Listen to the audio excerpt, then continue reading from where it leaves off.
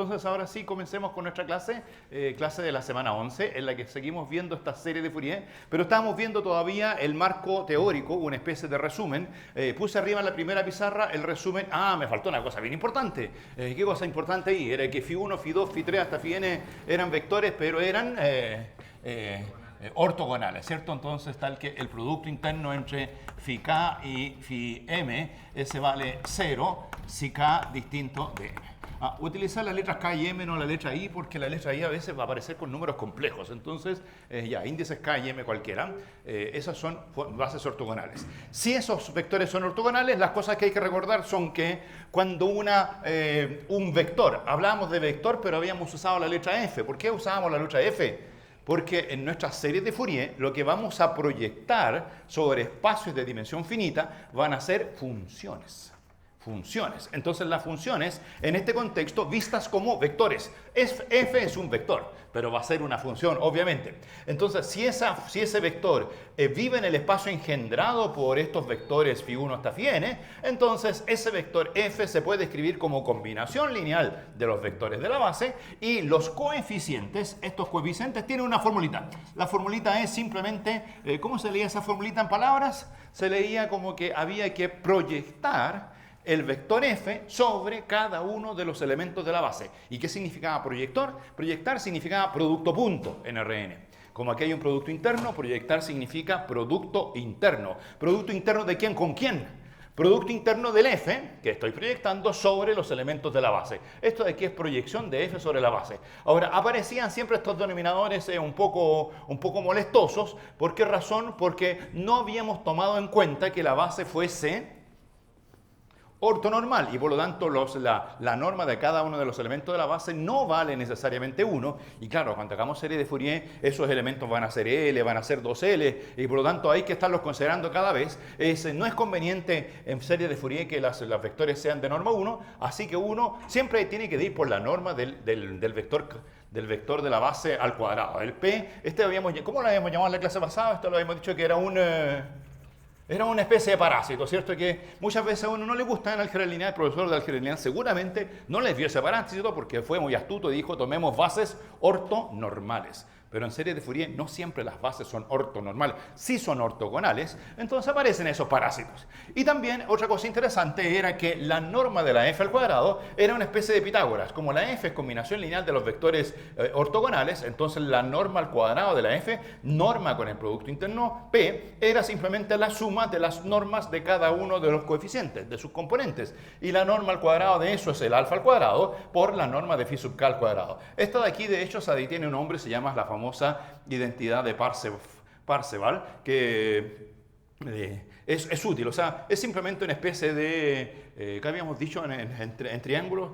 Es una especie de Pitágoras, la diagonal al cuadrado igual a la suma de los catetos, pero eso, el Pitágoras es cuando la dimensión es 2, la dimensión es n, entonces hay muchas direcciones en las cuales uno puede avanzar. Ya, y otra cosa importante también es que no siempre la función o el vector f vive en el espacio engendrado por los vectores Φ1 hasta Φn. Entonces, en ese caso, uno hace la misma sumatoria con los mismos coeficientes, o sea, proyecta la f sobre cada uno de los elementos de la base y en buenas cuentas proyecta la función f sobre ese espacio engendrado y se obtiene una sumatoria que ya no es f, una sumatoria que es g. Ahora, ¿qué cosa es ese g? Bueno, aquí lo puse en palabras. Ese vector g es la proyección del vector f sobre este espacio engendrado. Lo habíamos dibujado así. Habíamos dicho que si el espacio engendrado era S, lo habíamos llamado incluso m. Entonces, lo que estábamos haciendo era que un vector f cualquiera, ahí lo dibujo como flechita, ¿se fijan? Ese lo proyectábamos sobre el espacio m y esto de acá abajo era la proyección g. Lo interesante de esa proyección es que la diferencia f menos g, esa diferencia es ortogonal al espacio engendrado por los vectores Φ1 hasta Φ2 hasta Φm. Y la otra cosa importante que nos va a servir para demostrar convergencias es que si uno calcula la norma de este g, la norma de este g es menor que la norma de f, porque para calcular la norma de f hay que calcular la norma de g y sumarle la norma al cuadrado de esa perpendicular. Si quieren, ahí está el Pitágoras. Entonces la norma de f siempre es mayor o igual que la norma de g, y la norma de g, por supuesto, que es la sumatoria de los alfa k por normas de phi k al cuadrado. Esta es la norma de g. al cuadrado. La norma de g al cuadrado es más chica que esa cosa. Cosa que va a ser muy útil porque cuando queramos pasar al límite, ¿qué vamos a decir? Que claro, si después más adelante este n tiende a infinito, vamos a decir que aquí tenemos una cota. Tenemos una sucesión acotada. Y todos sabemos que las sucesiones acotadas tienen propiedades. ¿Cuáles eran las propiedades de las sucesiones acotadas? ¿Se acuerdan? En R. Las sucesiones acotadas, crecientes, siempre convergen. Entonces esta es una sumatoria de puros números positivos, de tal forma que cuando empecemos a aumentar el valor de n, esta sumatoria va a crecer. Pero siempre, aunque crezca, lo máximo que puede tomar el valor de esta sumatoria es la norma de la función f original. Entonces, esa sumatoria siempre va a ser acotada. A tenerlo en cuenta, esa desigualdad es bien importante. Le voy a poner nombre. Esta es la desigualdad de Bessel. Bessel es uno de los matemáticos involucrados ahí. Esa desigualdad es súper importante. Ya, entonces eso era el recuerdo geométrico de siempre. Álgebra lineal pura y dura. Pero la única diferencia es que los vectores en lugar de llamarse v se llaman f. Pero son vectores igual que siempre. Y ahora viene el caso que nos interesa. ¿Cuál es el caso que nos interesa? Los vectores son funciones. ¿Funciones con qué dominio? En estricto rigor, si quieren, con dominio todos los reales, pero funciones periódicas. Y ya habíamos dicho que para eso bastaba con restringirnos al dominio menos LL. Y si uno quiere, puede copiar esto más allá de L, simplemente tomando la función en el intervalo menos LL y copiándola por periodicidad. O sea, estamos pensando en funciones de periodo 2L, donde la L es un número estrictamente positivo. Creo que no lo dije. Ya, habíamos dicho que las funciones tenían que ser de cuadrado integrable. Y aquí la gran pregunta era, ¿cuál era la integral? ¿Cuál es la integral? Entonces, ¿cuál es la integral? Ahí hay algunas disquisiciones que hacer. Posibilidad número 1, Riemann. Sí, pero Riemann no basta. Riemann no basta. Si ustedes solamente consideran Riemann, rápidamente llega a contradicciones. Por ejemplo, una de las cosas por ahí que decíamos, si la f al cuadrado es integrable, ¿es la f integrable? En Riemann no siempre. Porque está esa función que valía 1 y menos 1, ¿se acuerdan de esa que no era integrable? Y cuando uno eleva al cuadrado a la que vale 1 y menos 1, ¿se acuerdan de esa que valía 1 los racionales, menos 1 los irracionales? Cuando uno eleva al cuadrado, el cuadrado sí es integrable, porque el cuadrado son puros unos. Entonces, no siempre tomar la raíz cuadrada, que sería la f, genera una función integrable. Sin embargo, con Lebesgue, esa cosa no ocurre ningún problema. Entonces, la alternativa es Lebesgue. Ahora, como Lebesgue no lo dominamos completamente, yo diría que hay que pensar en Riemann, pero tratar de saber algunos resultados del integral de Lebesgue. Y si usted piensa en Riemann, tiene que agregarle, si quiere un poco más, las integrales impropias. Impropias pensando, por ejemplo, en esta típica integral, la integral entre 0 y L, o entre menos L y L, si la copia del otro lado, de 1 partido por la raíz cuadrada de X. Recordar que esa integral impropia es convergente. Esa función no es integrable en el sentido Riemann, pero se puede integrar como integral impropia. Y cuando yo la integro como integral impropia, la pueden copiar por simetría para tenerla entre menos L y L, esa función también es integrable con Lebesgue, y la integral Lebesgue es igual a la integral impropia Riemann. Entonces algunos pueden decir, no sé mucho Lebesgue, pero Lebesgue es como Riemann más las impropias. O sea, las funciones que son Riemann integrables son Lebesgue integrables, las continuas, todas esas, eso no tiene ningún problema. Hay otras más que son estas impropias que convergen. Ahora, si usted quiere que esa función sea de cuadrado integrable, esa no sirve, porque esa integral converge, pero si elevan al cuadrado ya no. Entonces, ¿cuál era la función que vivía aquí? Aquí vivía, por ejemplo, la función 1 partido por raíz a la cuarta de módulo de x. Es así. Porque esa está definida entre menos L y L, y esa cuando la elevo al cuadrado queda 1 partido por la raíz cuadrada, y esa es integrable. ¿Se fijan? Entonces, cosas de ese estilo son las que pertenecen a este conjunto. Pero no es esa la gran complicación. La gran complicación yo creo que es la que viene ahora. Ahora viene. Aquí hay funciones integrables, que yo puedo calcular el integral de f al cuadrado. ¿Cuál es el producto interno? El producto interno es la integral del producto f por g. Ese es el producto interno. Y esa cosa funciona bien, tiene todas las propiedades de producto interno, salvo una. ¿Cuál es la propiedad que le falla? Que donde tenemos que concentrarnos y ahí tenemos que aprender algo nuevo. Es que en los productos internos había una propiedad que decía el producto de x por x es 0, si y solo si x igual a 0. Y resulta que cuando uno trabaja con funciones, al menos en Riemann recordamos, que la integral de una función al cuadrado valga 0, está bien, las funciones no... si no fuera por el cuadrado, ahí las contradicciones serían mayúsculas, ¿cierto? O sea, funciones que tienen integral 0, cosas como esa tienen integral 0 y están lejos de ser la función 0. Pero si la función es un cuadrado, si la función es positiva, pueden irse por dos caminos. Camino número 1, entonces aquí voy a poner un par de observaciones. Donde el implica al revés es verdad. Me interesa el implica para allá. Ese es el importante. Ese es el importante. ¿Cuándo se puede demostrar el implica hacia allá? Se puede demostrar el implica hacia allá, eso creo que se hace en el curso de cálculo. ¿Lo hicieron alguna vez en cálculo? Eso se puede hacer si ustedes se restringen a funciones continuas. Si f continua y tiene la integral 0, la función tiene que ser 0. ¿Eso lo demostraron alguna vez? ¿Cómo lo demostraban? Por contradicción, creo, ¿no? ¿Cómo se hacía eso? Si una función es mayor o igual que 0 y en un punto x sub 0 fuese estrictamente positiva, las funciones continuas, existía un intervalito en el cual la función no puede caer bruscamente a 0, donde la función, si ahí valía, digamos, alfa, existe un intervalo en el cual es más grande que alfa medios. Y ese intervalo tiene un largo delta. Y por lo tanto la integral de esa función f entre menos L y S de esa función al cuadrado tiene que ser mayor o igual que la integral alfa medios en ese intervalo, que vale alfa medios multiplicado por delta. Y claro, como alfa es positivo, delta es positivo, ese número es estrictamente positivo y eso llega inmediatamente una contradicción. ¿Cuál es la contradicción? Porque le estaban pidiendo a la función tener integral igual a 0. Pero, ahora, ¿y por qué no trabajar con las funciones continuas? Bueno, respuesta es porque las funciones continuas no forman un espacio de Banach con esa norma. Aquí es importante la cosa de ser Banach, de ser o no ser espacio completo. ¿Se acuerdan de esa cosa de que las sucesiones de Cauchy convergen o no convergen? En las funciones continuas, las sucesiones de Cauchy con la norma inducida con ese producto interno no son todas convergentes.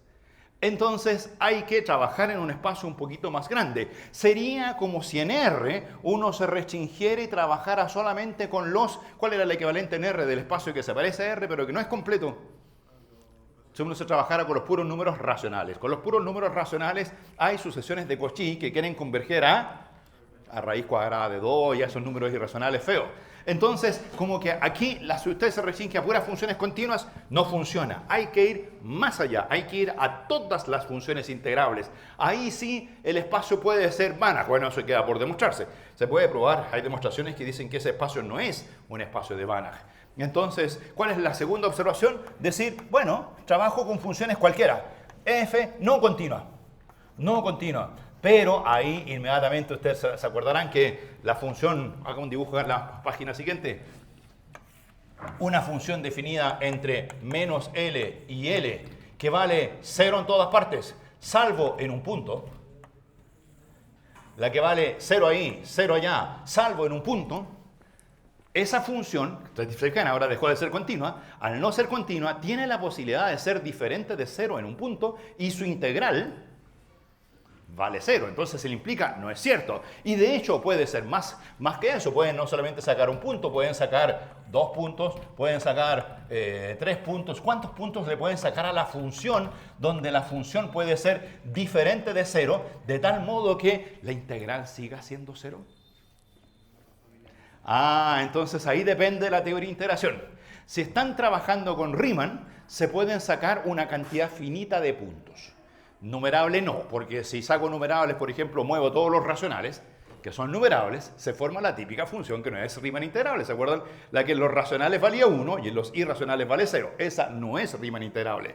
Entonces pueden sacar una cantidad finita de puntos si trabajan con Riemann. Ya, pero esa demostración no es fácil de hacer. Ahora, si trabajan con Lebesgue, se puede hacer una demostración un poquito más simpática, donde uno ahí puede sacar incluso una cantidad numerable. Le pueden sacar todos los racionales con Lebesgue, ojo con eso. Con Lebesgue sí pueden sacar todos los racionales. ¿Y qué le pasa a la integral? Sigue siendo 0. ¿Por qué razón? Porque los racionales son un conjunto que tiene medida 0. Medida 0. En la teoría de medida de Jordan, no. Las racionales ahí no tienen medida 0. Pero en la teoría de Lebesgue sí, porque hay una propiedad que sería bueno saber. Y es que en Lebesgue la medida de la unión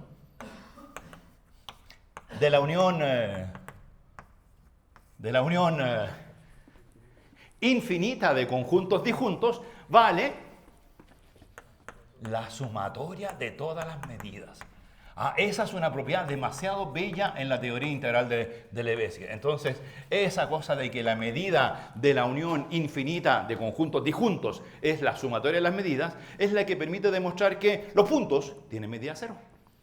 Y si uno hace una unión infinita de puntos, pero numerable, entonces se pregunta, ¿cuánto vale la medida de la unión de todos los puntos? La sumatoria de las medidas de cada punto. ¿Y cuánto vale la medida de cada punto? 0. ¿Cuánto vale la sumatoria? 0.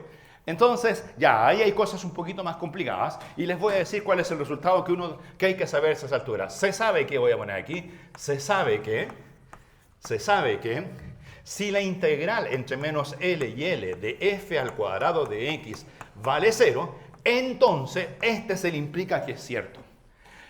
Si uno forma el conjunto de todos los x en el intervalo menos LL, donde la función f de x es diferente de 0, donde el cuadrado es mayor estricto que 0, ese conjunto puede existir. En Riemann, ese conjunto puede tener un punto. En Riemann, ese conjunto puede tener n puntos. En Lebesgue, ese conjunto puede tener una cantidad infinita numerable de puntos. En Lebesgue, ese conjunto puede ser más complicado, pero el resultado que hay que saber es que ese conjunto tiene medida igual a 0. Igual a 0.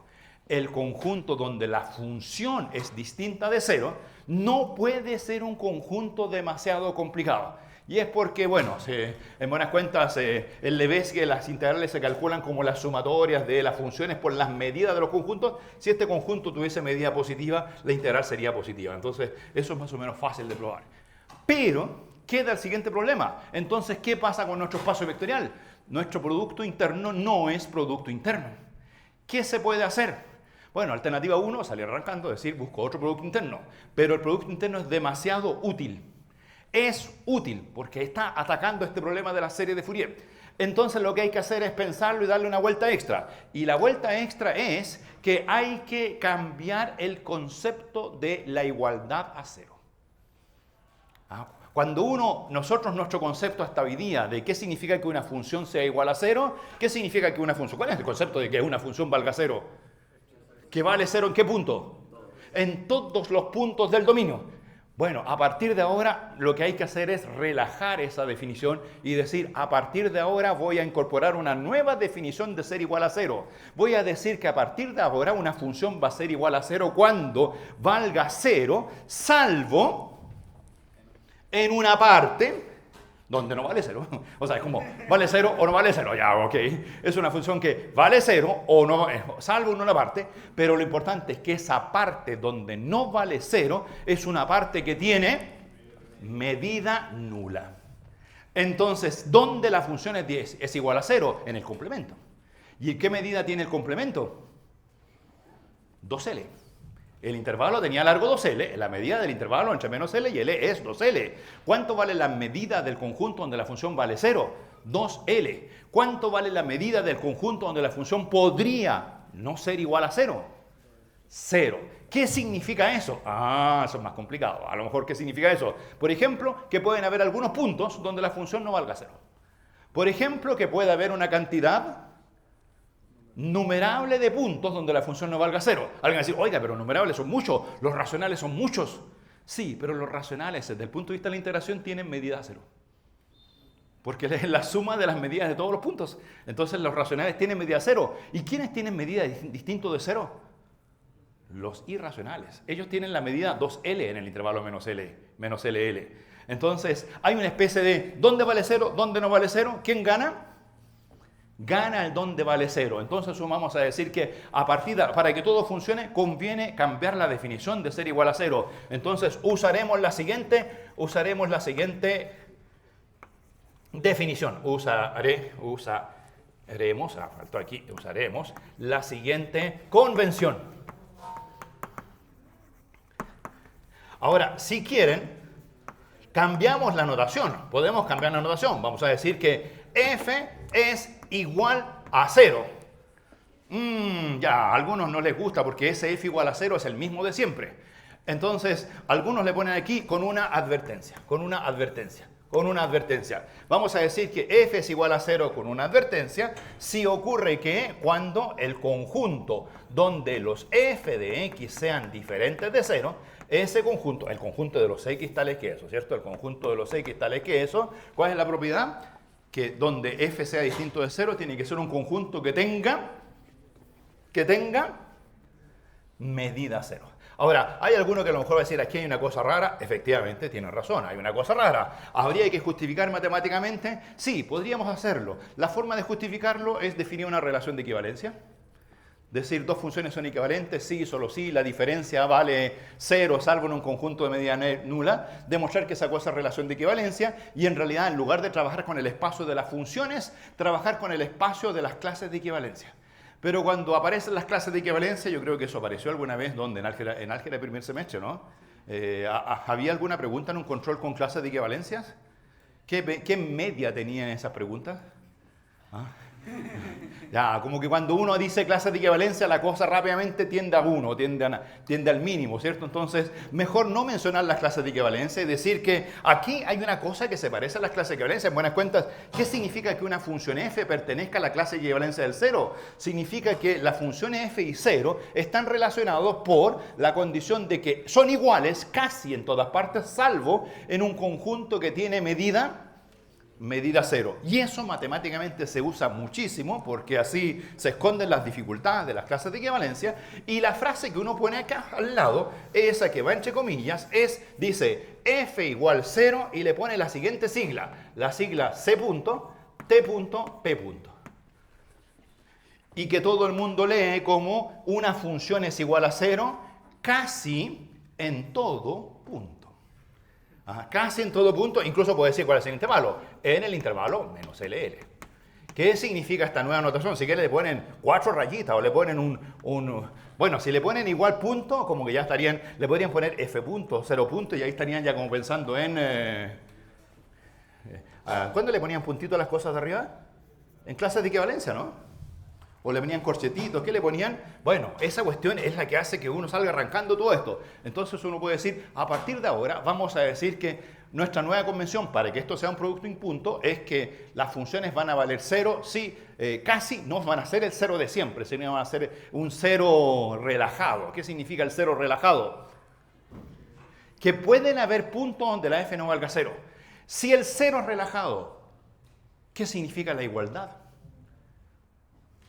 Con esta convención de que un 0 es relajado, ¿qué significará? Observación, que dos funciones sean iguales. ¿Qué significa en buenas cuentas? Observación, ¿qué significa que dos funciones f sean iguales?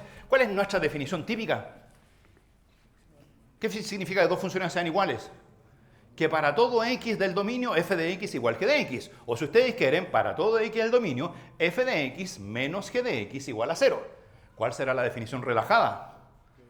Que f de x menos g de x va a ser 0, salvo eventualmente en un conjunto que tenga medida nula. Entonces, eso va a ser el f igual 0 CTP. ¿Qué significa que dos funciones sean iguales CTP en el intervalo menos LL? Significa que son casi iguales. Bueno, ahí está, casi. Significa que son iguales casi en todo punto. Ya, bueno, ¿qué significa esa cosa? Significa que hay dos conjuntos. Hay un conjunto de los x donde f de x igual g de x. Ese conjunto tiene medida... ¿Qué medida tiene eso? Tiene medida 2L. Y hay un conjunto donde f es distinto de g. Y este otro conjunto tiene medida... Son complementarios. El de arriba tiene medida 2L y el de abajo tiene medida 0. Ahora, el que uno enfatiza es este. O sea, ¿quién gana? Donde las dos funciones son iguales. Esa es la nueva definición de igualdad. Y hay que trabajar con ella. Ojo, que cuando uno demuestre, por ejemplo, uno sabe que las sucesiones convergen. ¿Se acuerdan que hay un típico teorema? Cuando una sucesión converge, ¿cómo es su límite? Cuando una sucesión converge, ¿cómo es su límite? ¿Cuántos límites tiene una sucesión convergente? Único. El límite es único, pero el límite va a ser único si esto es un límite y ese es un límite. ¿Qué significa el límite único? Significa L1, función igual L2, significa que los dos límites son iguales. pero con esta convención del CTP, casi en todas partes. Por ejemplo, si usted sabe que su límite es la función x, alguien dice, mi límite f de x, yo hice un calculito y me dio que f de x vale x. Entonces se pregunta, ¿cuánto vale f de un medio?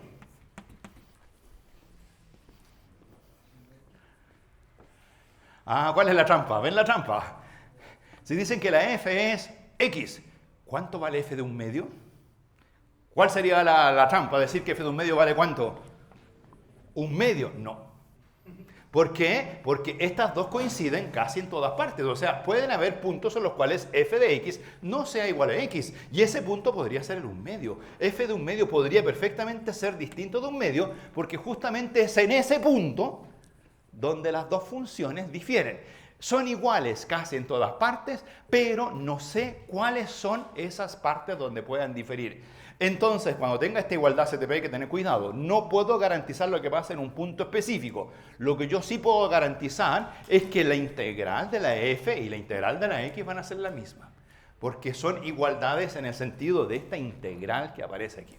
¿Qué les parece? Ahí tenemos nuestro espacio. Ahora, cuando uno trabaja en ese espacio, entonces cuando uno cambia la igualdad, entonces pongamos aquí cuando usamos esta igualdad, el espacio cambia.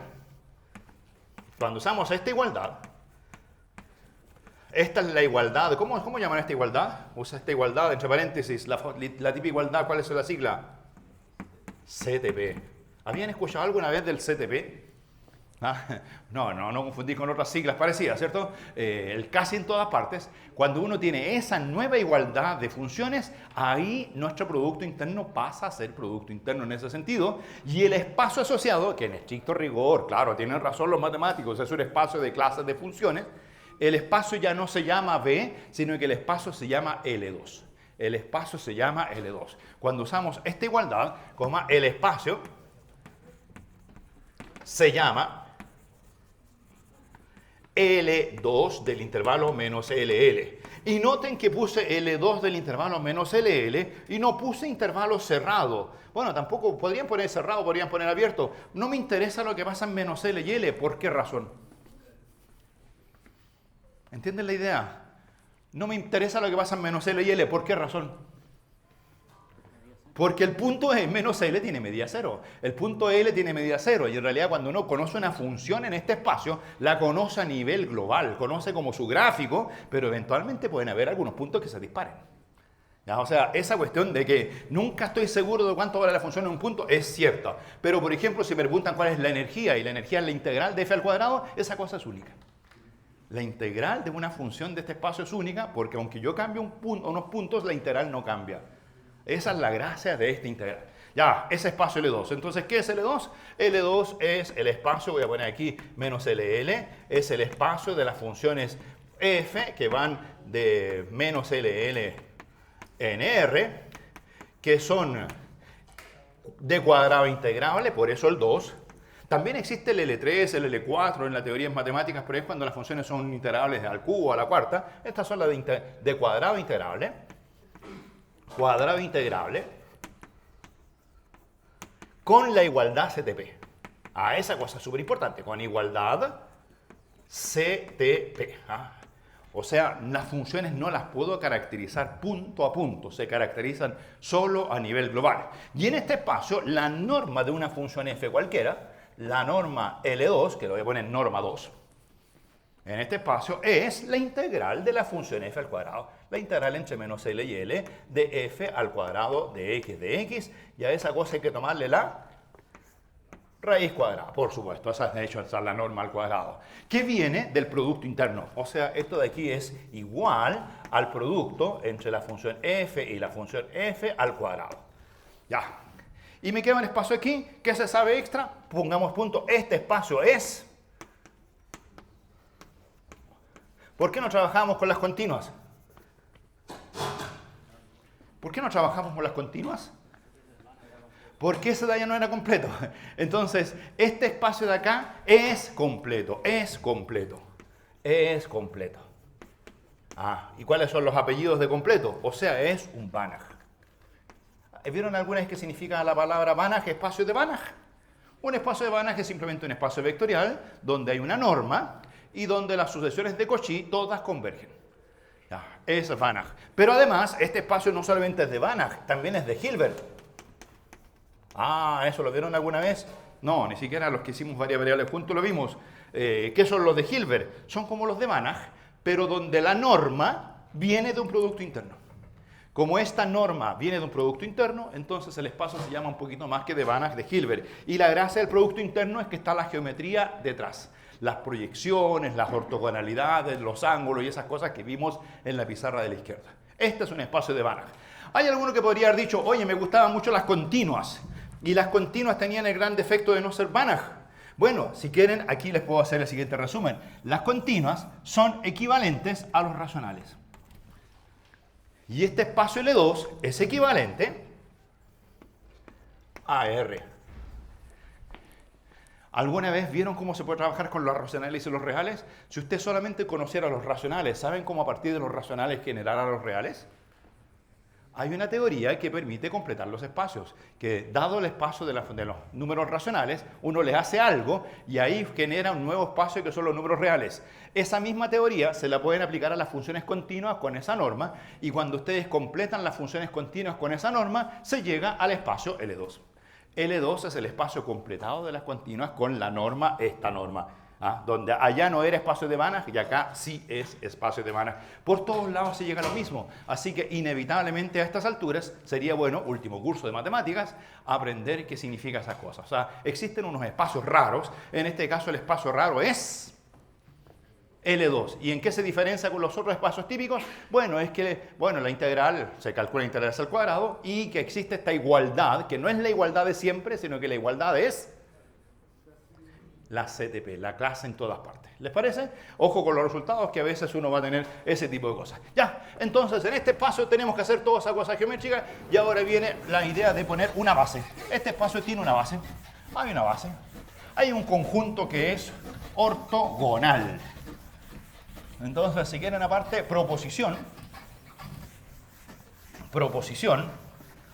el siguiente conjunto de funciones es un conjunto donde todas las funciones son ortogonales.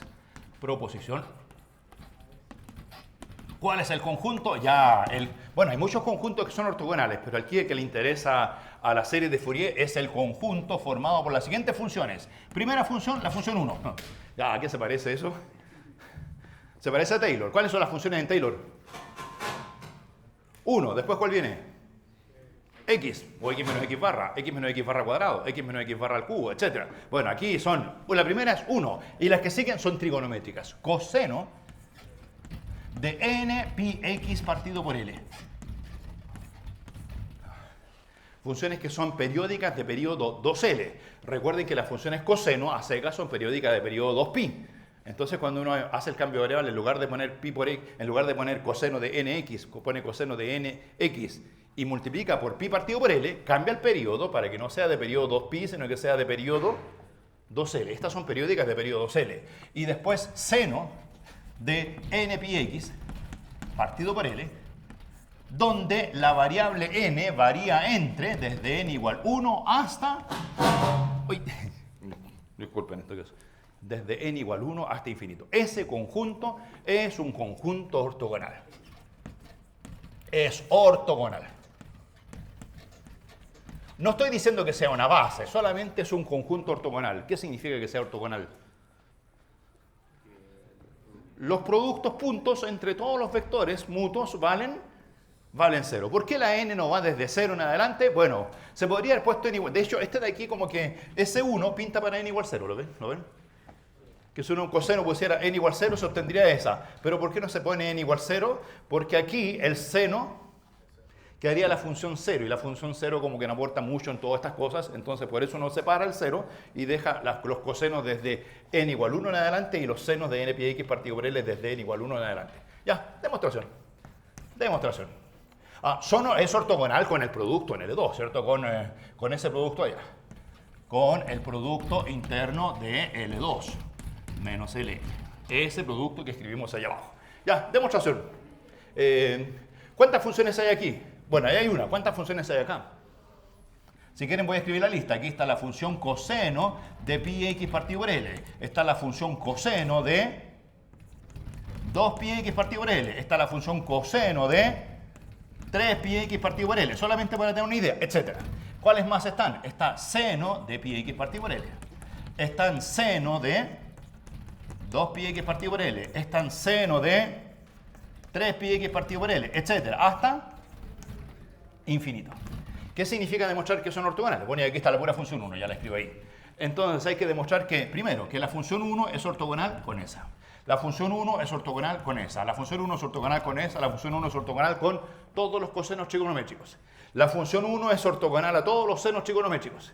Después hay que demostrar que todos los cosenos trigonométricos son ortogonales con esa con esa, esa con esa, esa con esa, esa con esa, etc. Todos son ortogonales entre sí. Es una familia horrible de funciones, todas ortogonales entre sí. Ya, entonces hay que empezar a calcular integrales. Las integrales más fáciles son la ortogonalidad de la función 1. ¿Qué integrales hay que calcular ahí? Disculpa, aquí pise uno, teléfono.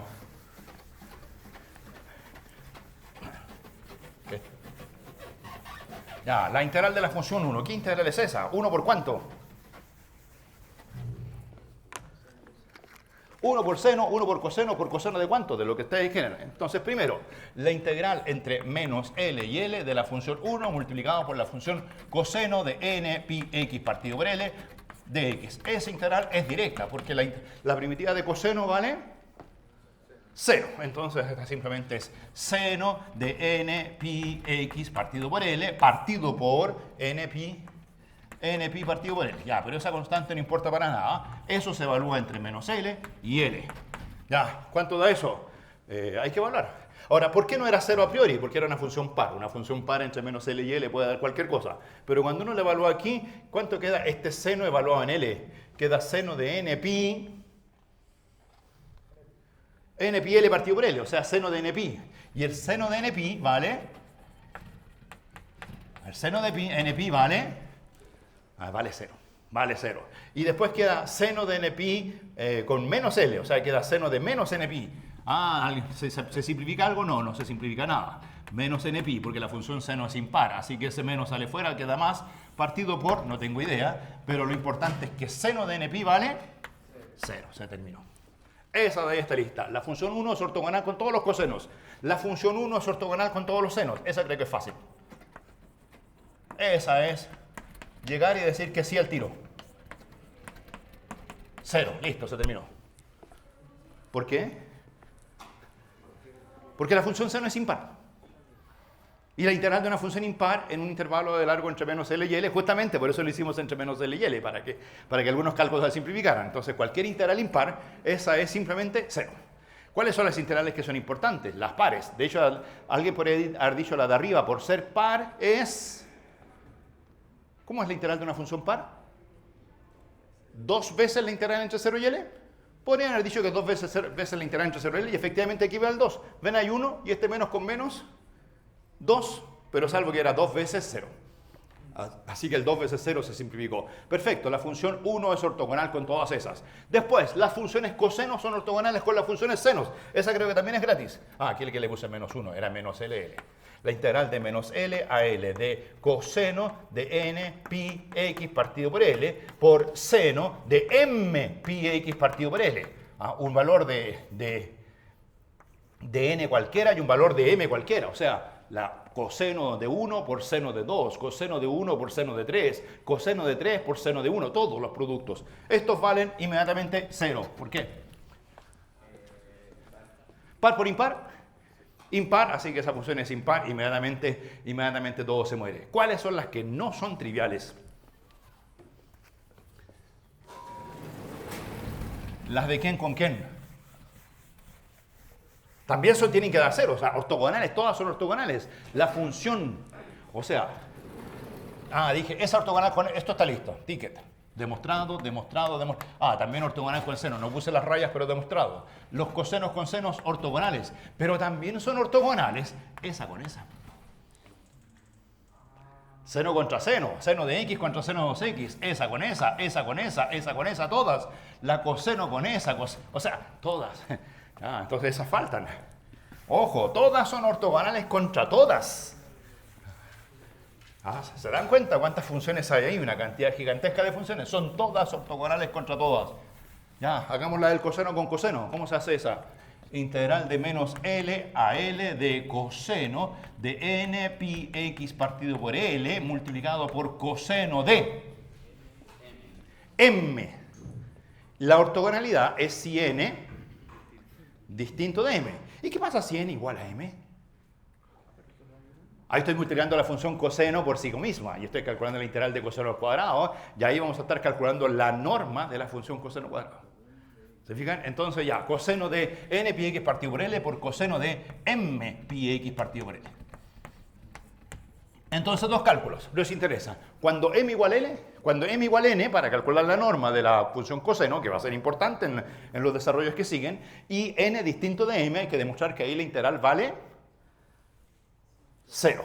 Ya, ¿cómo se calcula la integral de coseno por coseno? ¿Se saben esas cosas, cierto? ¿Cuál era el típico truco? Lo hacemos por aquí, repaso rápido. ¿Cómo era coseno de alfa más beta? ¿Así? Coseno de alfa más beta, ¿cuánto valía? Coseno de alfa, coseno de beta, ahí está. Pero esto era menos seno de alfa, seno de beta. ¿Cómo se hacía para que desaparezca seno? Uno hacía coseno de alfa menos beta. ¿Cuánto valía eso? Coseno de alfa, coseno de beta. Ayúdenme. Más seno de alfa, seno de beta. ¿Cómo se calcula el producto de coseno por coseno? Se suman, ¿cierto? Al sumar. ¿Cuánto queda? Que el producto de coseno, de ahí sale, lo escribo al revés. Coseno de alfa por coseno de beta vale coseno de alfa más beta más coseno de alfa menos beta y todo dividido por 2. Esa es la integral que hay que calcular. Ya, o sea, esta de aquí es igual, integral entre menos L y L. Coseno de la suma. Queda coseno de n más m pi x partido por L. ¿Lo vieron? Más coseno de la diferencia. Lo voy a escribir como otra integral. Menos LL coseno de la diferencia, que sería coseno de n menos m pi x partido por L. Y todo dividido por 2, ¿cierto? Ahí está. Ya, estas integrales no hay para qué calcularlas. La primera es trivial.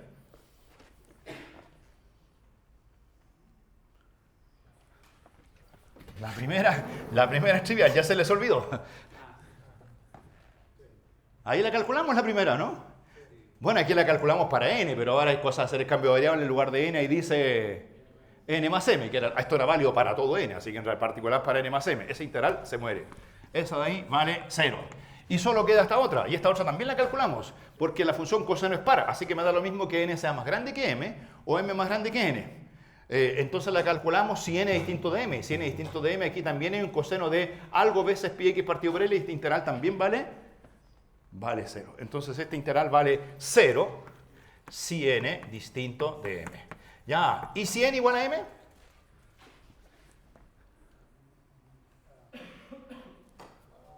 ¿Y si n igual a m? Esta parte está aquí, esta vale 0 igual, ¿cierto? Ya, la que no vale 0 en este caso porque queda coseno de n menos n y esa cosa queda coseno de 0. Y la integral de coseno de 0 vale 1. La integral de 1 es 2L, que con el medio de afuera la integral vale 1 partido por L. La integral entre menos L y L de coseno de n pi x partido por L al cuadrado, eso era n igual a m, esa integral vale, ¿cuánto vale? La integral de 1, que es 2L, con el medio de afuera queda L. Ya, claro, si multiplico coseno por sí mismo, obviamente que esa integral no vale 0. ¿Cuál es la que vale 0? Cuando el coseno se multiplica por la otra. Ya, y la última, la del seno, esa la hacen ustedes, ¿no? ¿Cuál falta? La integral entre menos L y L de seno de n pi x partido por L multiplicado por seno de m pi x partido por L. Ya. ¿Cómo hacen esa? Claro, ahora en lugar de sumar restan, ¿cierto? Dicen, si quieren seno de alfa por seno de beta, esa es otra identidad interesante, seno de alfa, seno de beta, eso es, ¿cuál hay que restar menos cuál? coseno de alfa menos beta, ¿cierto? Menos coseno de alfa más beta, ahí era, y todo medios. Entonces van a quedar, cuando hagan esta integral, estas mismas de acá arriba. Esta va a quedar con signo más y esta va a quedar con signo menos. Pero esa que queda con signo menos vale 0. Así va a quedar solo esa. Y esa, si n distinto de m, valía 0. Así que esta integral vale 0 si n distinto de m. Ya, perfecto. ¿Y cuánto vale si n igual a m? Queda esta misma de aquí, o sea, nuevamente el mismo valor, y vale n. La integral entre menos L y L de seno de n pi x partido por L al cuadrado, esa vale L. Miren qué bueno, o sea, tenemos que es una familia ortogonal. ¿Es ortonormal? No. ¿Por qué no es ortonormal? Porque la integral de cada uno de ellos no vale 1, vale L. ¿Qué tendrían que hacer con la función coseno para que fuera ortonormal? ¿Dividirla por cuánto? Por la raíz cuadrada de L. ¿Cierto? O sea, podrían, si ustedes quieren, hacerse una nueva proposición. Decir, a ti te divido por la raíz cuadrada de L, a ti te divido por la raíz cuadrada de L, y ahí tengo una familia que es ortonormal. ¿Y la 1? ¿La 1 cuánto es la integral de 1 por 1? Esa no la calculamos, pero esa la vamos a usar aquí. La integral entre menos L y L de 1 al cuadrado. Esa vale 2L.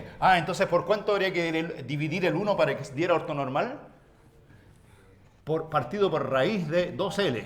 Ya, si quieren, ahí tendrían una base ortonormal. Pero creo que es más complicado estarse acordando que son cosenos partido por raíces, seno partido por raíces y 1 partido por raíces, que mejor dejar la función 1, la función seno y las funciones coseno limpias y poner ese parásito cuando corresponda en las ecuaciones finales.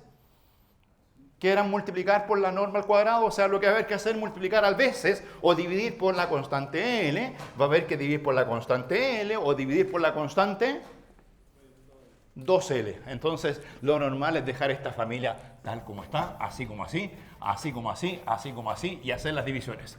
Bien, entonces, dicho eso, ¿cómo se escribe una función cualquiera en este espacio? Bueno, había dos casos. Cuénteme.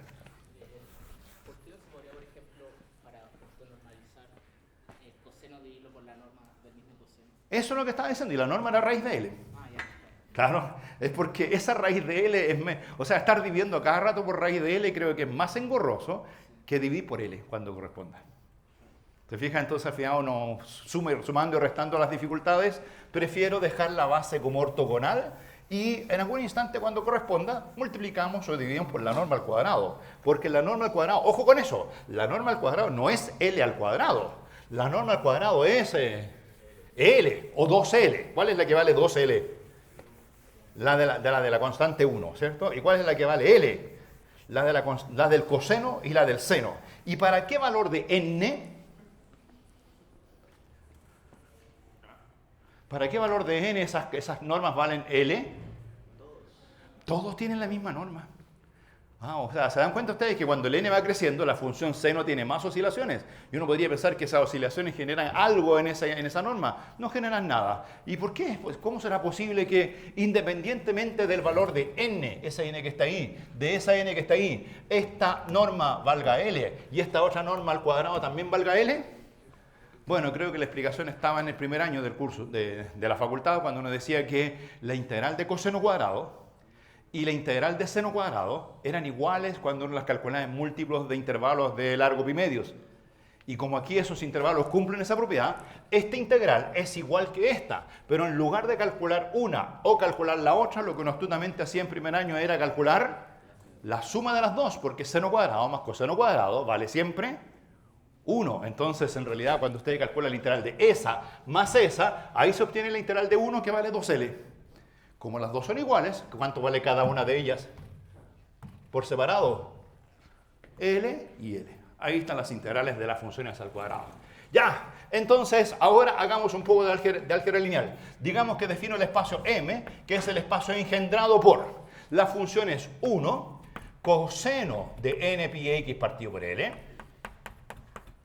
y seno de n pi x partido por L, pero para hacer álgebra lineal, en este espacio la variable n varía desde 1 hasta...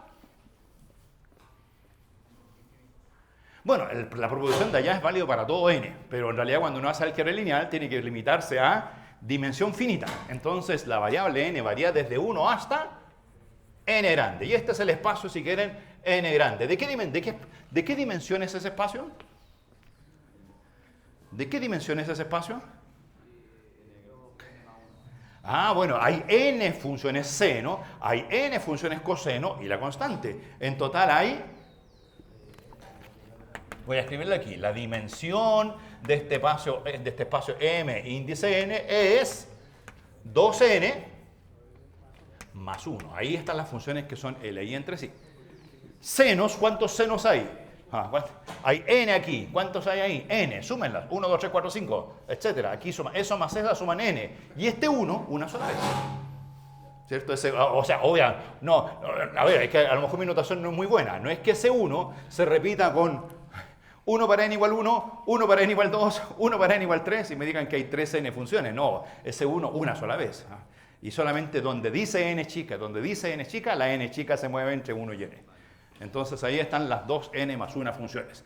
Ya, entonces si tengo una función f que pertenece a este espacio Mn, significa que esa función f se escribe como f de x igual una suma de constantes que multiplican a cada una de las funciones. A la función 1 la voy a llamar, a la constante la voy a llamar c sub 0 por 1. Después la sumatoria desde n chica igual 1 hasta n grande.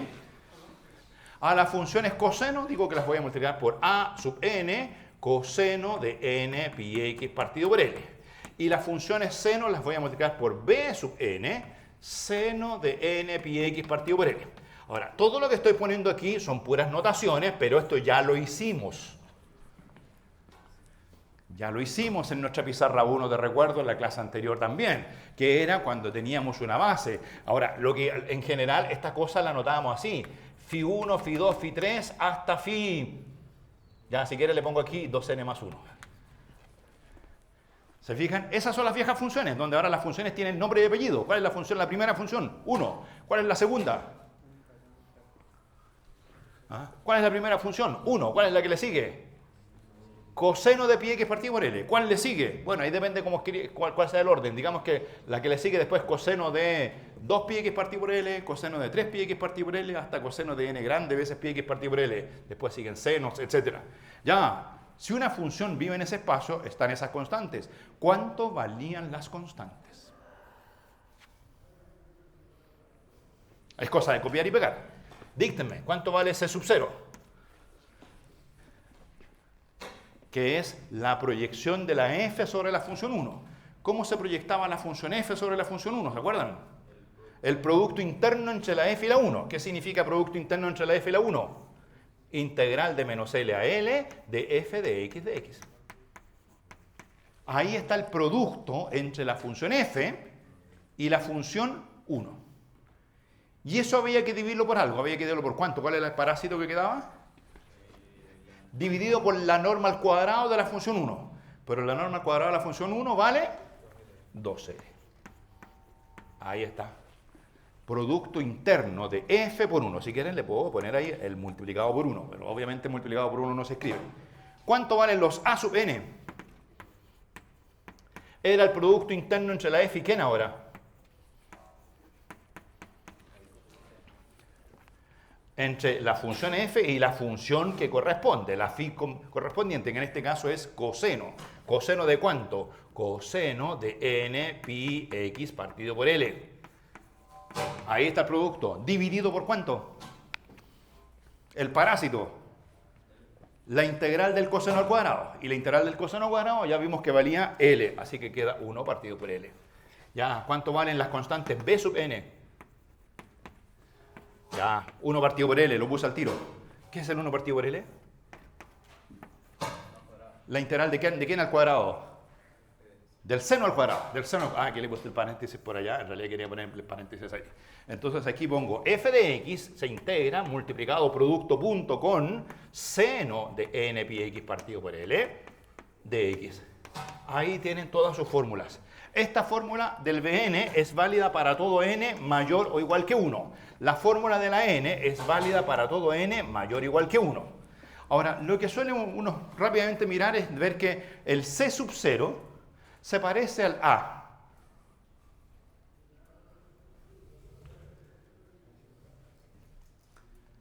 ¿O no? Bueno, los A sub n son esta fórmula para n mayor o igual que 1. Pero miren un poco cómo se obtiene el C sub 0 para no aprender tanta fórmula. De aquí. ¿No es el C sub 0 lo mismo que esto de aquí poniendo n igual 0? ¿Qué pasa si ponen n igual 0? Queda la integral entre menos L y L de f de x por ¿cuánto? Por 1. 1 partido por L. Ah, salvo. Entonces, este C sub 0 se suele escribir como A sub 0 medios. Y decir que la fórmula de la sub n es válida para todo n mayor o igual que 0. Y así uno, si se tiene que aprender de memoria, se aprende de memoria solamente las fórmulas de los A sub n y la fórmula de los B sub n. ¿Será que se las aprenden? ¿Será que ya se las aprendieron? Mírenlas. Tienen que aprendérselas en ¿cuánto tiempo? 3 segundos.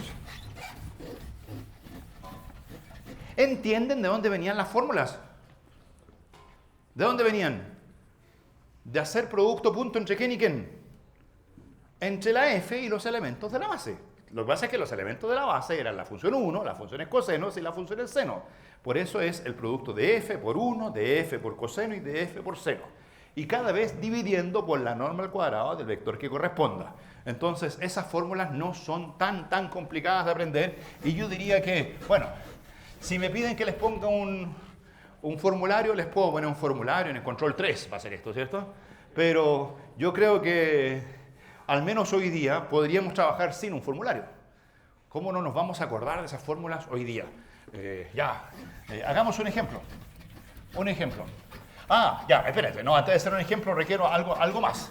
¿Y qué pasa si la f no vive en el espacio? ¿Qué pasa si la f no vive en el espacio? Si la f no vive en el espacio M sub n, ¿qué hago? Se define la misma serie, pero ahora la función g de x, que es a sub 0 medios más sumatoria desde n igual 1 hasta n grande, ¿cierto? De a sub n por coseno de n pi x partido por L. Esta cuestión apréndanse a la memoria. N pi x partido por L. ¿Se la aprendieron de memoria? Lo escriben siempre. N pi x partido por L. N pi x partido por L. N pi x partido por L. Es n pi x partido por L más b sub n por seno de, ¿cuánto? N pi x partido por L. Ya. Entonces, claro, si la f no vive en el espacio, esta g es su proyección en ese espacio. ¿Ya? ¿Y qué propiedad satisface? Bueno, que esta g tiene una norma. ¿Cuánto vale la norma de g al cuadrado? Las constantes. Recuerden que aquí esta era la constante que multiplica al 1. Esta constante que multiplica al 1 tiene que ir al cuadrado. O sea, queda a sub 0 medios al cuadrado. Y eso había que multiplicarlo por la norma de la función correspondiente, que era 2n, yo me acuerdo. Más, aquí había que hacer la sumatoria, desde n igual 1 hasta n grande. Las constantes iban al cuadrado. Y esas constantes iban multiplicadas por la norma al cuadrado de la función que la acompaña, que en este caso es L. Más, las constantes iban al cuadrado, b sub n al cuadrado, por la norma de la función que la acompaña, L. Ya, o sea, la norma al cuadrado de esta g es esa cosa, y esa sumatoria es menor o igual que la norma de f al cuadrado en L2. Porque para obtener la norma completa, ¿qué es lo que había que hacer? Hacer la suma completa. Entonces, bueno, después aquí las preguntas que siguen son las siguientes. ¿Y qué pasa si n tiende a infinito? Esa es la típica pregunta. ¿Qué pasa si ahora que ya en esa sumatoria hacemos simplemente el caso cuando n tiende a infinito? Ya. ¿Qué pasa cuando n tiende a infinito? Entonces, esta g, podrían decir, esta g depende de n. Esta g depende de n. Y la g cuando n tiende a infinito constituye una... la g. Si hago esta g sub n, ¿dónde vive la g sub n? Esta vive en L2 del intervalo menos LL. Ya. Y si ahora muevo la letra n, esta g sub n ahora es una... Ya, yo me respondo. Es una sucesión. ¿Dónde? en este espacio L2 de menos LL. ¿Cierto? Es una sucesión. Y la pregunta que uno se hace, si esa sucesión será o no será. Entonces la pregunta es, ¿será que esa cosa converge? Esa es como la primera pregunta. ¿Será que converge? ¿Y cuál será la segunda pregunta? Si convergiera, ¿a dónde converge? Bueno, obviamente, no dije aquí, pero las constantes a 0, a n, son las de allá, las que tienen f. Entonces uno esperaría que, segunda pregunta, ¿y cuánto valdrá ese límite? ¿Será que el límite vale? Miren cómo funcionó todo. Me dieron una f. Con esa f calculé las constantes. Con esas constantes escribimos esa cosa. Nos preguntamos si en esa cosa, cuando n tiende a infinito, la función resultante converge a alguien. Bueno, ahí vamos a ver. Y después de converger, la pregunta es si convergerá o no a la f original. ¿Será que en el límite se obtiene la función original? Entonces, ese tipo de preguntas, las respuestas que tienen son... Quiero hacer un ejercicio, así que les voy a dar la respuesta. Respuesta número 1, sí. Respuesta número 2... Imagínense, o sea, piénsalo al revés. Si la respuesta fuese no, ¿estaríamos viendo esta materia? Si la respuesta fuese no, ¿de qué sirve todo esto si la respuesta es no? O sea, obviamente hay que trabajar, ¿cierto? Ahí hay un trabajo pendiente que a lo mejor les voy a publicar en un apunte, pero la respuesta es sí, y la respuesta a esta otra pregunta también es sí. Entonces, si las respuestas son sí, el proceso es el siguiente. Me dan una f, yo calculo las constantes, construyo esta sumatoria. Tomo el límite cuando n tiende a infinito, construyo una g nueva, y esa g nueva es igual a la f original en el sentido de L2. ¿Qué significa el sentido de L2? Que puede ser que algunos puntos se me arranquen, pero no todos los puntos se me van a arrancar. Van a quedar, la mayoría de las cosas van a funcionar. Ya, dicho eso, pienso que podemos hacer un ejemplo concreto. Ya, un ejemplo concreto. Aceptando ese sí y ese sí. Una función sencilla, en la cual podemos calcular las constantes a 0, podemos calcular las constantes a n, las bn, todo, y ver qué es lo que genera todo esto. Entonces, el ejemplo más sencillo de todos, bueno, hay ejemplos más sencillos, pero el que me interesa es el de la función f de x igual x. Esa función. ¿Cuál es su gráfico? ¿Cuál es el gráfico de esa función? Bien conocido. ¿Entre cuánto y cuánto? Entre menos L y L. ¿Ya? ¿Qué pasa fuera de el menos LL? No me interesa, pero si quieren, en realidad toda esta teoría se apoyaba en que mi función iba a ser una función periódica de periodo 2L. Si yo digo que la función vale X en el intervalo menos LL, implícitamente, ¿qué estamos diciendo fuera de L? Que claro, aquí la función se repite periódica. Acá la función se repite periódica. Ahí la función se repite periódica. De hecho, las funciones trigonométricas se repiten inmediatamente en forma periódica. Ellas son automáticas. Pero me interesa la zona entre menos L y L. Solamente esa es la zona que me interesa de trabajo y las otras vienen como gratuitas. ¿Ya? Ahora, si usted quisiera encontrar la función X más lejos de L, bueno, lo que tiene que hacer es tomar L más grande. ¿Ya? Mientras más grande sea el L, entonces va a tener una mayor zona donde va a construir su función X. La función X, con estas trigonométricas. ¿Cuánto valen las constantes? ¿Cuánto valen los a sub n? 1 partido por L, así era, integral entre menos L y L. ¿De cuánto? La función f es la x, y la función hay que multiplicarla por coseno. Entonces, x multiplicada por coseno de n pi x partido por L. Ya. Astucia, rápida. Ese integral es trivial. Ya ahí, la energía trivial se dieron cuenta al tiro. ¿Por qué? El coseno es par, pero la x es impar, entonces la función resultante es impar, y al ser impar su integral vale 0. O sea, cuando hago el desarrollo en serie de Fourier de la función x, todos los términos, el a sub 0 por 1 y el a sub n multiplicado por coseno, esos se mueren. Lo cual en principio alguien podría decir bastante lógico. ¿Por qué razón? Miren lo posteriori. De hecho, pienso que Taylor decía lo mismo. Si la función f era una función x impar, pregunta, ¿qué paridad tienen las funciones cosenos? ¿Qué paridad tiene la función 1? ¿Qué paridad tiene la función seno? Si la función original es impar, estos términos se mueren y queda solamente la parte impar dada por la función seno de n pi x partido por L. Al revés, si hiciera el desarrollo de Taylor de x cuadrado, el desarrollo en serie de Fourier de x cuadrado, ¿cuál sería el término que debiese morirse? Los b sub n. ¿Y será cierto que los b sub n se mueren en ese caso? ¿Dónde está la fórmula? Si donde dice f pusieran x cuadrado, ¿qué propiedad tiene esa función? Es par, multiplicada por seno. ¿Que de impar esa integral vale o no vale 0? Claro que vale 0. Entonces sí, todo funciona bastante bien hasta el momento. Perfecto, ahí tenemos un primer cálculo. ¿Cuánto valen los b sub n? Ya, b sub n valían 1 partido por L. Integral entre menos L y L, de x por seno. Pero como es impar por impar, esa es par, así que hacemos 2 veces la integral de 0 a L. 2 veces la integral de 0 a L. De x por seno de n pi x partido por L. Si no la vieron a la primera, se la explico a la segunda, miren. Hay que calcular la integral de x por seno de n pi x partido por L. Esta función x es impar. La función seno es impar. Producto de impar por impar es par, porque botan el signo menos y se cancelan los menos. Al ser una función par, la integral entre menos L y L se calcula como 2 veces la integral de 0 a L simplemente. Ya, pero esa integral no es gratuita, esa no es trivial. ¿Cómo se calcula esa? Ah, esa de ahí, jaja, ya. Trabajen.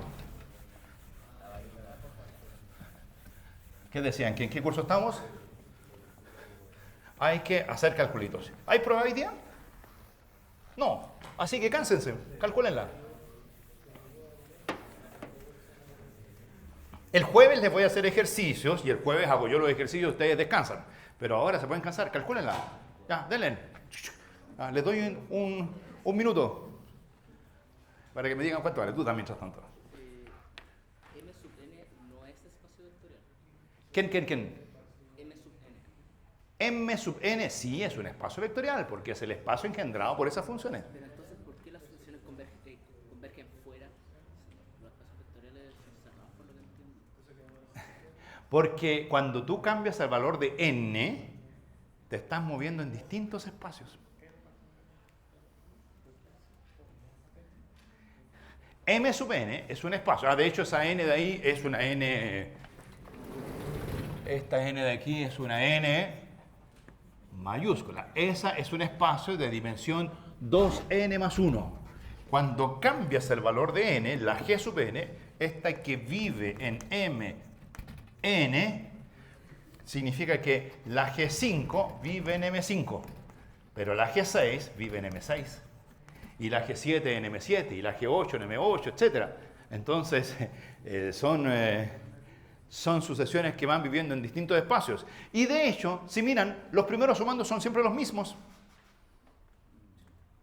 El A sub 1 vale lo que vale siempre. El A sub 2 vale lo que vale siempre. ¿Y qué va pasando cuando aumento el valor de n? A la sumatoria se le va agregando un término extra. Entonces, si uno se quiere imaginar, la sucesión G sub n es la primera vez la función vive en un espacio de dimensión 1. Y después le agregan una base y la función, ahí tienen su G sub 2 en la dirección 2. Después viene una tercera dirección que, digamos que aquí para hacer un dibujo va hacia allá, la G se mueve hacia allá y tienen la G sub 3. Y después se mueven en otra dirección, G sub 4, etc. O sea, van cambiando de espacio y van... Pero esos espacios, a medida que uno aumenta, ¿no están anidados? Están anidados, uno metido dentro del otro, ¿cierto? Pero no son estables. Entonces, para estudiar la convergencia, lo que hay que decir es que todos esos espacios están en L2. Y la convergencia es en L2. Si estuvieran todos metidos dentro del espacio M8, la convergencia sería en M8. Pero cuando calculo el G9, tengo que cambiar de espacio, agregar una dimensión extra. Es como que tuviese primero un elemento en un plano y después digo, me salgo del plano. Y después, no sé, ya la imaginación hasta 3 funciona, después ya no funciona la imaginación. Pero voy cambiando de espacio siempre. Ya, ¿calcularon la integral? O díctame, yo la calculo aquí, ¿cierto? Por si alguno se quedó dormido. Entonces, ¿cómo lo hacían? Decían U igual X, de B igual seno de n pi x partido por L. ¿Así? Entonces dijeron que de u valía de x y que b valía... ¿cuánto vale esto? Menos coseno de n pi x partido por L partido por n pi partido por L, que en realidad es lo mismo que multiplicar por L partido por n pi. Y la integral b sub n vale 2 partido por L, 2 partido por L. La función esa por esa x coseno de n pi x partido por L partido todo por n pi partido por L y esa evaluada entre L y 0 lo voy a poner. Porque había un signo menos. ¿Cierto? La derivada del coseno vale menos seno, ese signo menos lo usé para dar vuelta a los límites de integración. Y después venía menos, que con el menos queda más, integrar entre 0 y L. Ya, de aquí lo escribir al tiro como L partido por n pi, que no me siga molestando, y va a quedar coseno de n pi x partido por L. Ya. La primera vale 2 partido por L partido por n pi, ya, qué bueno ese. Y todo esto hay que evaluarlo en 0. En 0 fácil, en 0 valía 0. Así que queda eso evaluado con signo menos en L. Menos L coseno de n pi. Menos coseno de n pi. Ya, bien. Y esta de acá más L partido por n pi. Y ahora hay que calcularse el integral del coseno, que va a ser eso mismo al cuadrado seno de n pi x partido por L entre 0 y L. De hecho está más fácil porque evaluada en L vale 0. Lleva en 0 vale 0, así que esta de aquí vale 0 y 0. O sea, queda solo eso, es decir, igual. ¿Cuántas L's quedan? Menos 2L partido por n pi. Ahí está. Hay una L que se simplifica, pero otra que queda, el signo menos sale fuera. Coseno de n pi. ¿Y coseno de n pi vale? No, coseno de n pi vale menos 1 elevado a la n. ¿Cierto? Coseno de pi vale menos 1, coseno de 2pi vale 1, etc. Coseno de n pi es menos 1 elevado a la n, que con el menos de afuera se puede escribir como 2L partido por n pi menos 1 elevado a la n menos 1. Perfecto. ¿Cuál es la aproximación Fourier de la función x? Primer resultado interesante. ¿Cuál es la aproximación Fourier de la función x?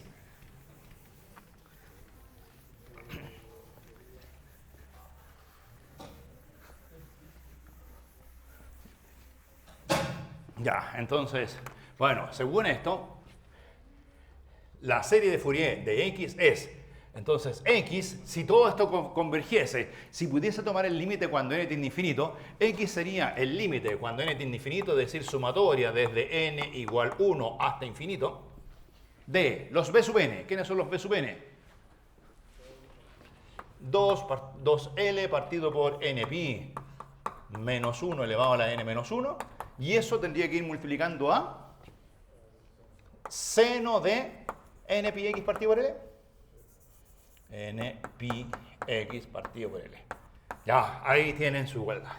Y la igualdad, ¿qué igualdad es esa? La igualdad L2, porque la convergencia es en L2. La respuesta es sí, la G sub n es convergente en L2. El límite es la f en L2. Significa que el límite de la sumatoria es la función x, pero esa igualdad es una igualdad garantizada en L2. Ahora, ¿qué significa garantizada en L2 puntualmente? No lo sé. Bueno, ahora hay cosas que uno puede ver al ojo. Por ejemplo, ¿será cierta la igualdad en x igual 0? O sea, la igualdad en L2 significa que podría ser en todas partes, salvo en el origen. Pero en ese caso, ¿qué pasa en el origen? ¿Funciona la igualdad o no? ¿Cuánto vale esta x en el origen? 0. ¿Cuánto vale toda esta cosa en el origen? Estas cosas son puras sumas de 0 y obviamente la serie de 0 vale 0. El límite es 0. Así que en el origen funciona, a pesar de que no estaba garantizado. ¿Funcionará en x igual a 1 medio? ¿En x igual a L medios?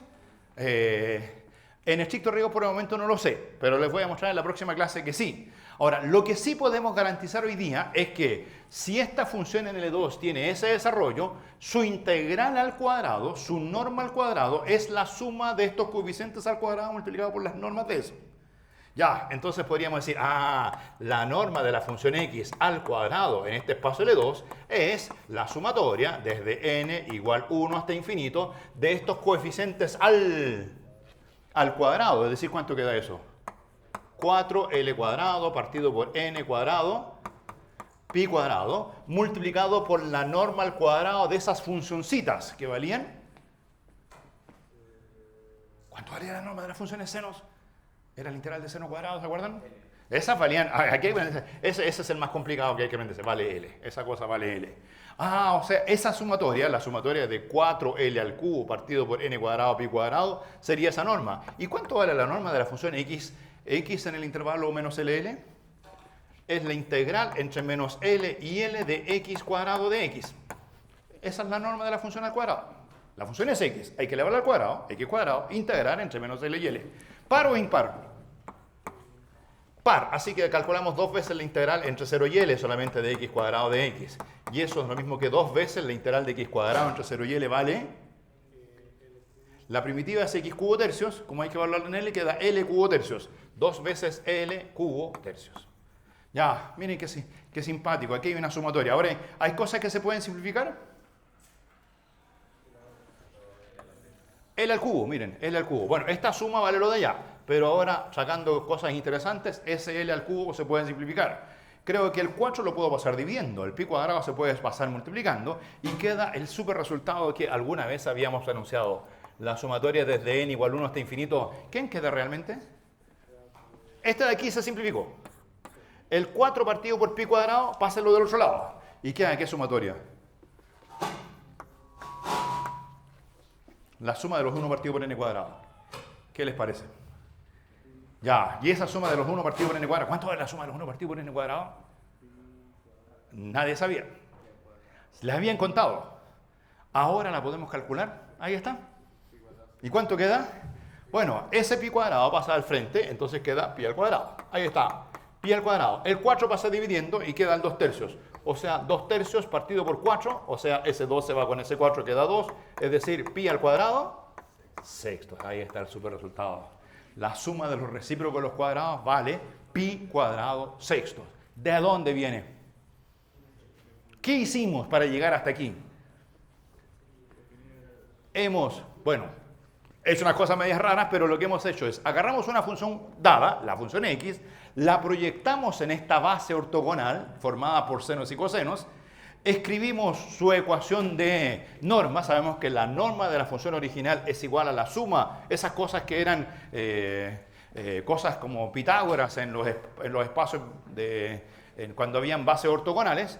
Escribimos ese tipo de cosas y nos dio entonces que hay una sumatoria bien especial que vale pi cuadrado sexto. Ya, ese creo que ya de por sí solo justifica gran parte del trabajo realizado.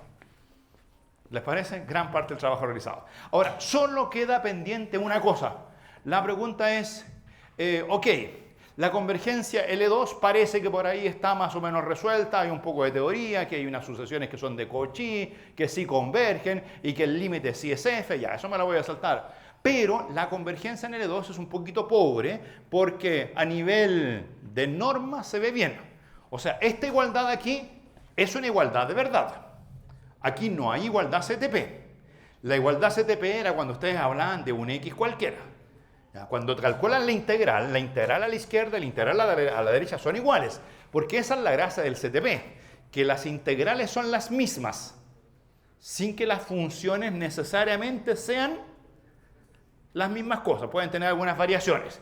Ya, entonces queda pendiente una cosa, me gustaría saber aquí, ¿qué pasa en x igual L medios? ¿Será cierto que L medios es la suma desde n igual 1 hasta infinito de, ¿cuánto quedan eso en L medios? Seno de n pi medios, ¿cierto? ¿Será eso? 2L menos 1 elevado a la n menos 1 partido por n pi veces seno de n pi medios.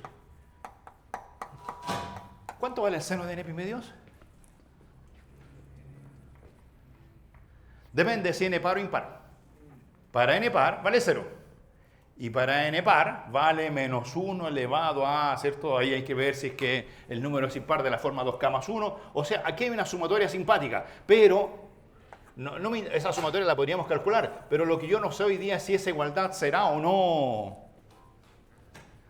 no será cierta. ¿Será cierta que la serie en ese punto es igual que la función x? Solo sabemos que es a nivel de integrales, pero no a nivel puntual. Entonces, para eso hay un análisis especial de convergencia que se llama la convergencia puntual de las series. Y esa convergencia puntual de las series establece lo siguiente. Les voy a dar el teorema y lo vamos a demostrar en la próxima clase. En la próxima clase, que va a ser ¿cuándo? El lunes de la semana... de la semana... Ya, ok. Ya, entonces, ni vamos a comenzar con la demostración, pero sí el teorema. La pregunta es, ¿y qué pasa con la convergencia puntual? Eso se llama la convergencia puntual. Convergencia puntual. Esa es la gran pregunta. O sea, dicho de otro modo, me dan una f. La f viene L2, ya, esa cosa la sé. Con la f calculan los coeficientes a sub n y los b sub n. Ni un problema. Definen esta serie. Llaman S sub n al a sub 0 medios más la sumatoria desde n igual 1 hasta n de a sub n por coseno.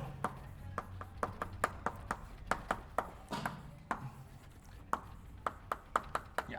Eso de ahí lo hacemos. ¿Y cuál es la pregunta ahora? La pregunta es, me dan un punto del intervalo menos LL. Me dan un punto, dado x0. X sub 0. Y yo, bueno, esta S sub n es una S sub n que depende de x. ¿Se fijan en que dice coseno de n pi x partido por L? Seno de n pi x partido por L. Esa cosa se puede calcular para todo x en el intervalo L. Me dan un punto x sub 0 y la pregunta es, ¿será que S sub n de x sub 0 converge a f de x sub 0? Esa es la pregunta. Y cuando se habla sobre esa pregunta, ¿qué convergencia es esa? Ya nada que ver con L2, nada que ver con convergencias raras, porque S sub n es una función. Pero cuando S sub n yo la evalúo en x0, que es una función evaluada en x0, un número real.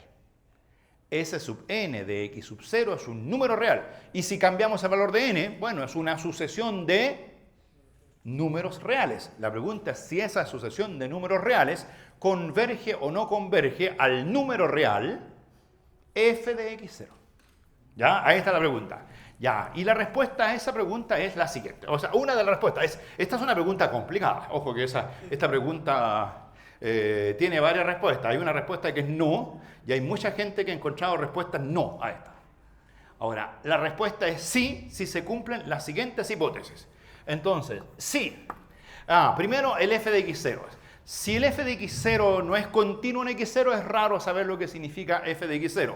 Entonces, normalmente el dato es que si existe el límite cuando x tiende a x sub 0 por la derecha de f de x.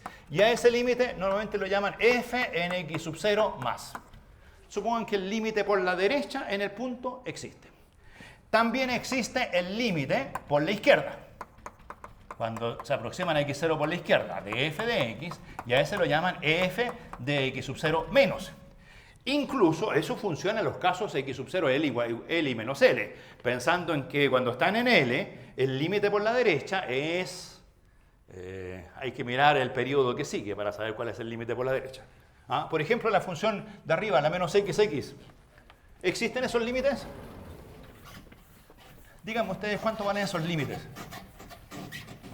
Antes de seguir escribiendo nada, voy a dibujar la función menos xx.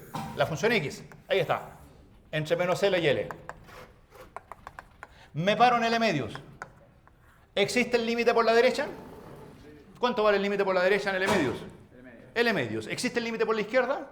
Sí, ¿cuánto vale? L medios. Bien, o sea, cuando las funciones son continuas, esa primera hipótesis es cierta. Pregunta, ¿qué pasa si x sub 0 igual L? ¿Existe el límite por la izquierda? ¿Cuánto vale el límite por la izquierda? L. ¿Existe el límite por la derecha? Ahí hay que tener un poquito más de cuidado, porque por la derecha se me terminó el dominio. Pero ahí hay que pensar que nuestras series lo que están haciendo es mirando la función entre menos L y L, pero moralmente estoy pensando en la función definida con término todo R, periódica. Entonces, si es la función periódica, ¿qué viene a continuación? Eso. Y cuando usted la mira en forma periódica, ¿cuál es el límite por la derecha? Menos L. Menos L. ¿Ya? Entonces, ¿existe el límite por la derecha? Sí, vale L. ¿Existe el límite por la izquierda? Sí, vale L. Ya. Si existen eso, coma, existe un alfa estrictamente positivo, tal que la integral entre 0 y ese alfa de la función f de x sub 0 más t menos f de x sub 0 más. O sea, ¿qué es esto? ¿Qué es f de x sub 0 más t?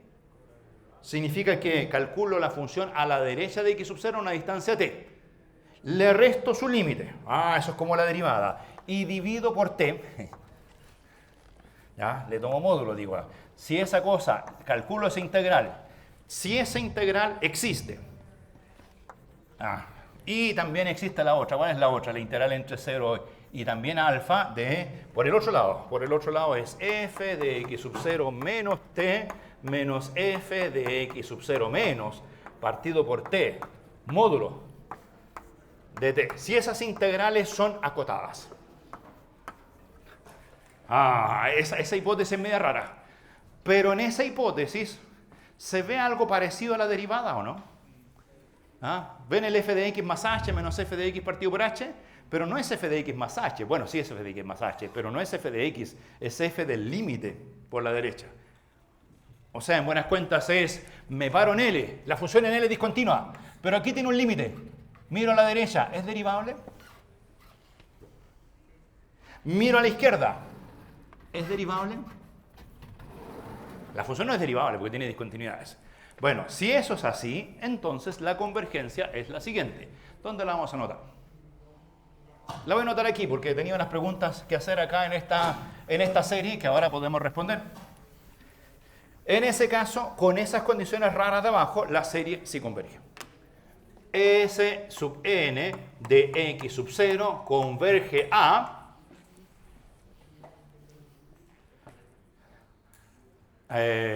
cuidado, que en el punto de x sub 0 la función tiene un valor por la izquierda y otro valor por la derecha. Entonces, la serie... esta es la cosa más extraña de las series de Fourier. Si en el punto x sub 0, ya, voy a hacer aquí un dibujito. Tenía mi punto x sub 0. Por la derecha tiene un límite. Por la izquierda tiene otro límite. Y en el punto x sub 0 vale por allá arriba. Esa es la función. De hecho, como la función está definida CTP, en realidad ni siquiera me interesa el valor de la función en el punto. La serie de Fourier converge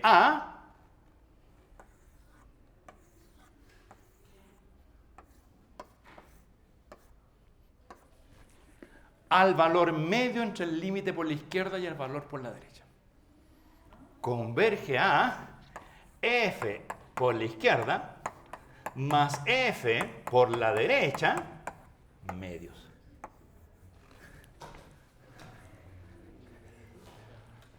Bueno, si la función es continua, f por la izquierda y f por la derecha son la misma cosa. Y la pregunta de aquí, ¿esa igualdad será cierta o no?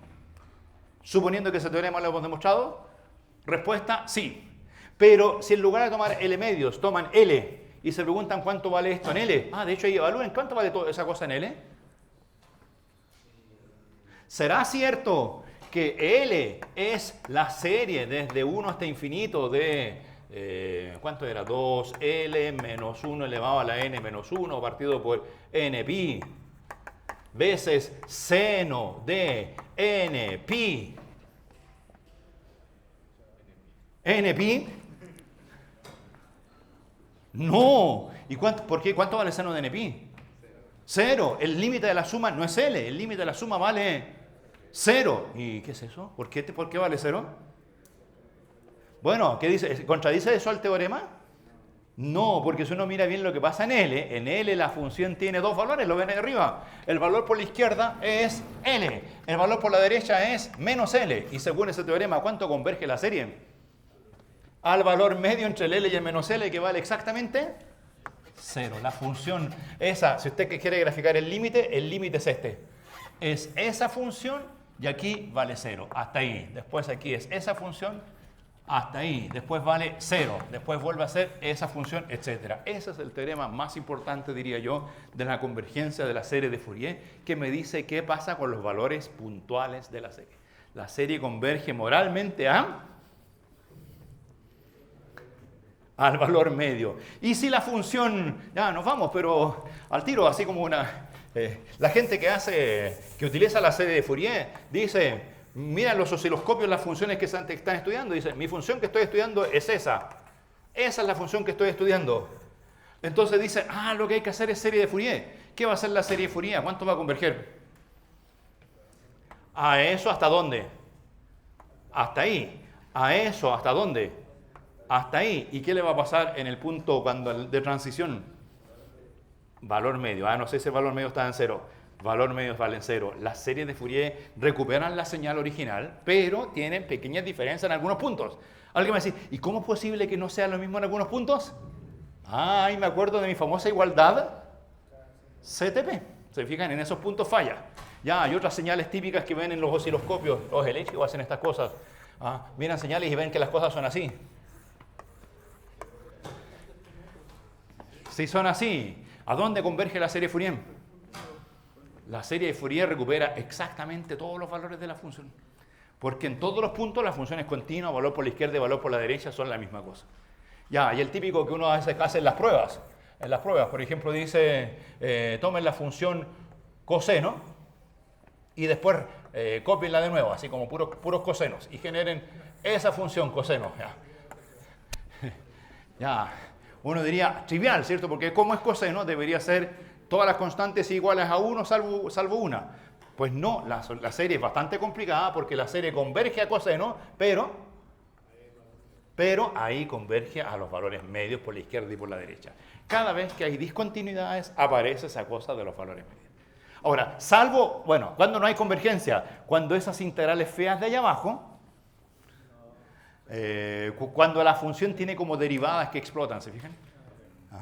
Cuando justo en ese punto, si la función dijese, tengo una función periódica, pero justo en ese punto es así.